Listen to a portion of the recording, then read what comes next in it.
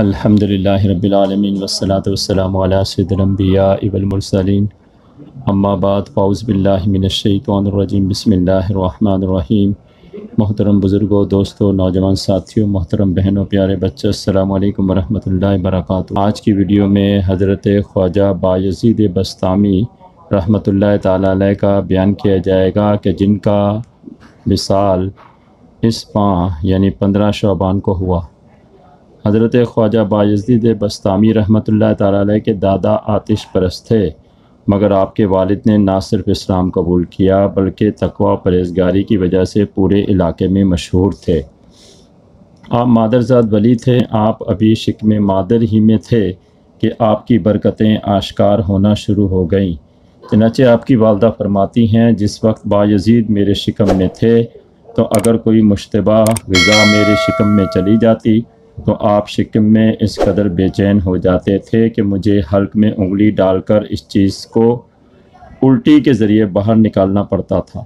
غرض کہ وہ عظیم ہستی کہ جن کے لیے ولایت ازل سے لکھ دی گئی تھی بسطام شہر میں پیدا ہوئی۔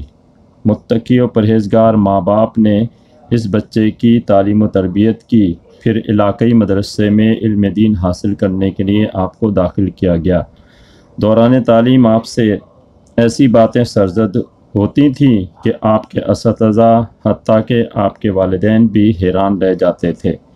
چنانچہ دوران تعلیم جب آپ کو یہ آیت پڑھائی گئی، ترجمہ میرا شکر کرو اور اپنے والدین کا، جب آپ مکتب سے پڑھ کر گھر پہنچے تو اپنی والدہ سے فرمایا، مجھ سے 2 ہستیوں کا شکر ادا نہیں ہوتا، لہٰذا آپ مجھے خدا عز و جل سے طلب کر لیں تاکہ میں آپ کا شکر ادا کرتا رہوں، یا پھر مجھے آپ خدا کے سپرد کر دیں تاکہ میں اس کے شکر میں مشغول ہو جاؤں۔ والدہ نے فرمایا، میں اپنے حقوق سے دستبردار ہو کر تجھے خدا کے سپرد کرتی ہوں۔ والدہ کی اجازت دینے کے بعد آپ نے بسطام چھوڑ کر سفر کرتے ہوئے ملک شام پہنچے اور ذکر و فکر کو اپنا شغل بنا لیا، اور مسلسل 3 سالوں کا عرصہ شام کے صحرا اور میدانوں میں عبادت و ریاضت کرتے ہوئے گزار دیا، اور یاد حق میں اس قدر مشغول رہے کہ کھانے پینے کی ہوش نہ رہی۔ آپ فرماتے ہیں کہ میں نے اپنے نفس کو 12 سال تک ریاضت کی بھٹی میں ڈال کر مجاہدے کی آگ سے تپایا اور اسے ملامت کے ہتھوڑے سے کوٹتا رہا، جس کے بعد میرا دل مثل آئینہ بن گیا۔ پھر 5 سال تک مسلسل سعی بسیار کے بعد اس کو مسلمان بنایا۔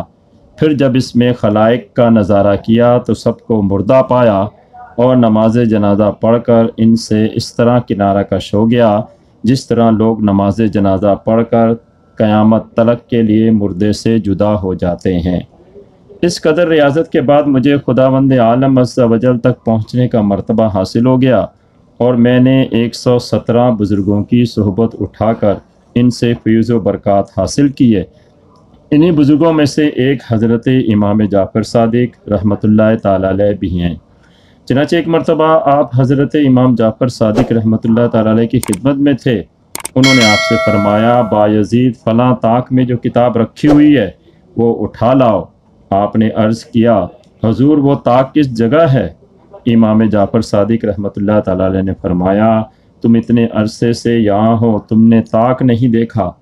آپ نے عرض کی، طاق تو بہت دور کی بات ہے، میں نے تو آپ کے روبرو کبھی سر بھی نہیں اٹھایا۔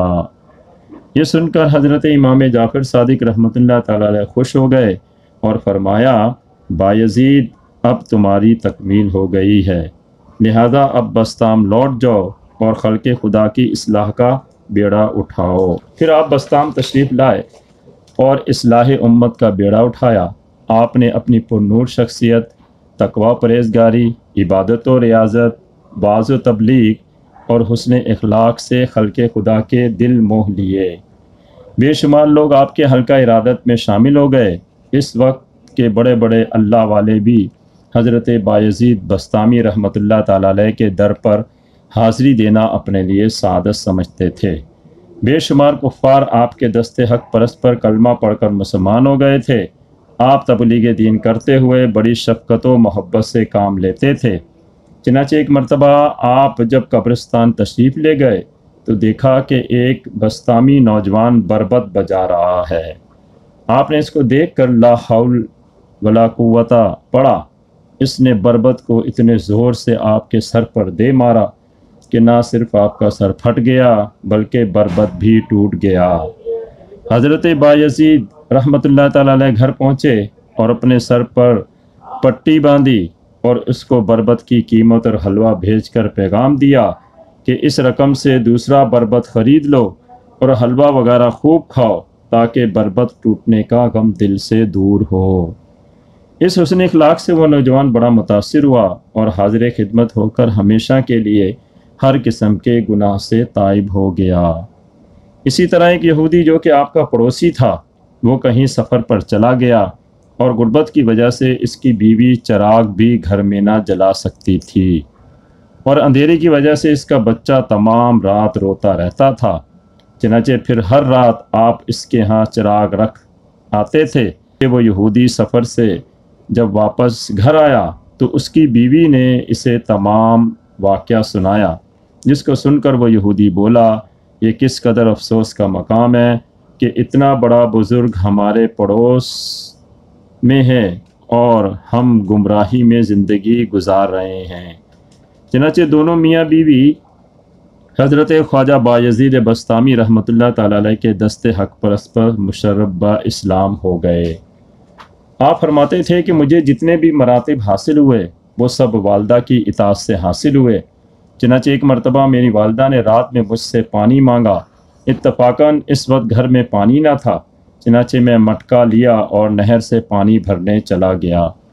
جب میں پانی بھر کر گھر پہنچا تو چونکہ تاخیر ہو گئی تھی اس لیے میری والدہ دوبارہ سو گئیں۔ اب میں پانی لے کر سرہانے کھڑا رہا۔ میں نے انہیں اس لیے نہ اٹھایا کہ ان کی نیند خراب ہو گئی اور سرہانے سے ہٹا بھی نہیں کہ کہیں اچانک جاگ کر پانی طلب نہ کریں۔ میں رات بھر کھڑا رہا اور سردی اتنی شدید تھی کہ پانی جم جاتا تھا۔ پھر جب والدہ صبح بیدار ہوئیں تو میں نے انہیں فوراً پانی پیش کر دیا۔ انہوں نے جب مجھے کھڑے دیکھ کر فرمایا کہ تم نے پانی رکھ دیا ہوتا اور اتنی دیر کھڑے رہنے کی کیا ضرورت تھی؟ میں نے عرض کی میں محض اس خوف سے کھڑا رہا کہ کہیں آپ بیدار ہو کر پانی طلب نہ کریں اور نہ پا کر آپ کو تکلیف پہنچے۔ یہ سن کر والدہ نے ہاتھ اٹھائے اور اللہ عز و جل کی بارگاہ میں میرے حق میں دعا کرنے لگیں۔ اسی طرح ایک مرتبہ میری والدہ نے رات میں سونے سے بیدار ہو کر مجھے کہا کہ دروازے کا ایک پٹ کھول دو۔ پھر وہ سو گئیں، لیکن میں رات بھر دروازے کے پاس محض اس پریشانی میں کھڑا رہا کہ نامعلوم داہنا پٹ کھولوں یا بایاں، کیونکہ اگر ان کی مرضی کے خلاف غلط پٹ کھل گیا تو حکم عدولی میں شمار ہوگا۔